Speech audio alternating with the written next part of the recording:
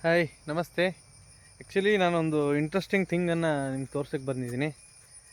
ಆ, ನಮ್ಮ ಇಂಟೀರಿಯರ್ ಮಲೆನಾಡು ಏನು ಒಳ ಮಲೆನಾಡುಗಳೇನಿದ್ದಾವೆ ಎಲ್ಲ ಮಲೆನಾಡು ಜಾಗದಲ್ಲಿ ನೀವು ಒಂದು ಅಬ್ಸರ್ವ್ ಮಾಡ್ಬೋದು. ದಾರಿಲಿ ಹೋಗ್ತಾ ಬರ್ತಾ ತೋಟಗಳನ್ನ ಅಬ್ಸರ್ವ್ ಮಾಡಿದರೆ ಇದು ಕಂಡು ಬರುತ್ತೆ. ಇಲ್ಲಿ ನೋಡಿ, ಇದು ನಮ್ಮ ಗ್ಲಿರಿಸೀಡಿಯಾ ಅಂತೇಳಿ ಏನು ಹಸಿರೆಲೆ ಗೊಬ್ಬರಕ್ಕೆ ಬಳಸ್ತಕ್ಕಂಥ ಒಂದು ಗಿಡ. ಗ್ಲಿರಿಸೀಡಿಯಾ ಅಂತ ಎಲ್ಲರೂ ಗೊತ್ತಿರ್ಬೋದು, ಗೊಬ್ಬರದ ಗಿಡ ಅಂತ ನಾವು ಕನ್ನಡದಲ್ಲಿ ಕರಿತೀವಿ. ಸೊ ಇದು ನೋಡಿ, ಅಬ್ಸರ್ವ್ ಮಾಡಿ ತೋಟ ಪೂರ್ತಿ. ಈ ತೋಟ ಪೂರ್ತಿ ಇದರೊಳಗಡೆಗೆ ಕಾಫಿ, ಕಾಳುಮೆಣಸು ಎಲ್ಲ ಇದೆ. ಕಾಣಿಸ್ಬೋದಾ? ಕಾಫಿ ತೋಟ ಇದೆ ನೋಡಿ ಒಳಗೆ. ಸೊ ಇದನ್ನು ಈ ಥರ ಫೆನ್ಸಾಗಿ ಮಾಡ್ಕೊಂಡಿದ್ದಾರೆ.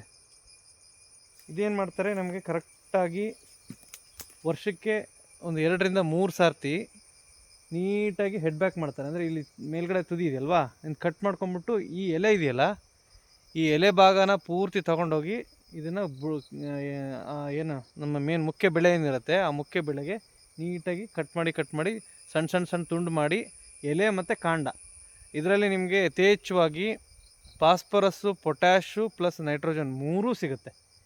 ಸೊ ನಾವೇನು ಹೊರಗಡೆಯಿಂದ ಏನೂ ತರೋವಂಥ ಅವಶ್ಯಕತೆ ಇಲ್ಲ. ನಮ್ಮ ಬೇಲಿ ಸುತ್ತ ಹಾಕ್ಕೊಂಡು ಆ ಬೇಲಿನ ಕಟ್ ಮಾಡಿ ವಾಪಸ್ ಮತ್ತು ನಮ್ಮ ಭೂಮಿಗೆ ಹಾಕ್ಕೊಂಡ್ರೆ ಆಯಿತು.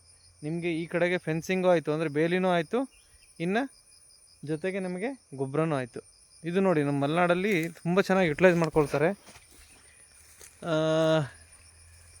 ಇದು ಅರೆಮಲೆನಾಡು ಅಥವಾ ನಮ್ಮ ಬಯಲುಸೀಮೆಗಳಲ್ಲೂ ಕೂಡ ಈ ಒಂದು ಪ್ರಾಕ್ಟೀಸು ಅಥವಾ ಈ ವಾಡಿಕೆ ಏನಾದರೂ ಬಂದರೆ ಒಳ್ಳೆಯದು. Thank you.